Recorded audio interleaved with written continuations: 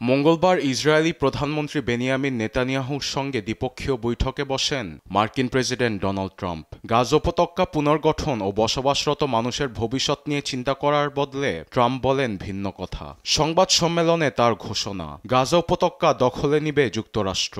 এমন সিদ্ধান্তে ট্রাম্পের বিরুদ্ধে সমালোচনা ঝড় বইছে আন্তর্জাতিক মহলে।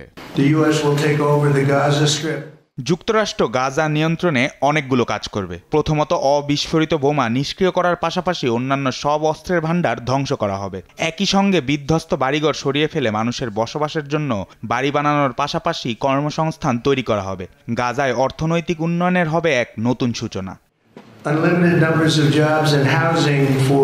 এমন পরিস্থিতিতে গাজাবাসীদের প্রতিবেশী দেশগুলোতে স্থানান্তরিত করার উপর আবার জোর দেন তিনি। বলেন, যুক্তরাষ্ট্র গাজা উপত্যকায় বাড়িঘর ও কর্মসংস্থান তৈরি করলে সেখানে নতুন জীবন কাটাতে পারবে বিশ্বের যে কোনো প্রান্তের মানুষ। ইসরায়েলি গণহত্যার মিশনকে সমর্থন দিয়ে বলেন, ফিলিস্তিনিরা উপত্যকা ছেড়ে চলে যেতে চায়। এছাড়াও জিম্মি মুক্তি নিয়ে হামাসকে হুঁশিয়ারি দেন তিনি।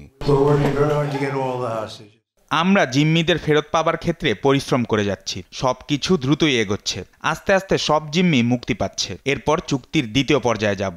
কিন্তু জিম্মিদের মুক্তি না দিলে আমরা অন্য পথ অবলম্বনে বাধ্য, কারণ আগেও তারা প্রতিশ্রুতি ভঙ্গ করেছে। আমরা সব জিম্মিদের মুক্তি চাই।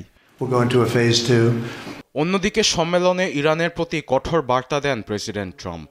Today, I also took action to restore a maximum pressure policy on the Iranian regime. পলিসির দিক দিয়ে ইরানের উপর সর্বোচ্চ চাপ প্রয়োগ করা হচ্ছে। ইরানের উপর একাধিক কঠোর নিষেধাজ্ঞা জারি করা হবে। এতে তাদের তেলের রপ্তানি কমে আসবে এবং তারা সশস্ত্র গোষ্ঠীগুলোকে অস্ত্র ও অর্থের সহায়তা বন্ধে বাধ্য হবে। We had no threat when I left office. এমন পরিস্থিতিতে নেতানিয়াহুর বিরুদ্ধে হোয়াইট হাউসের সামনে বিক্ষোভে নেমেছে মানুষ। আইসিসি কর্তৃক গ্রেপ্তারি পরোয়ানা থাকায় তাকে আন্তর্জাতিক আদালতে পাঠানোর দাবি জানান। এছাড়াও সব জিম্মিদের মুক্তির জন্য স্লোগান দেন তারা। আরবেদ আফসার, নিউজ ডেস্ক, দেশ টিভি।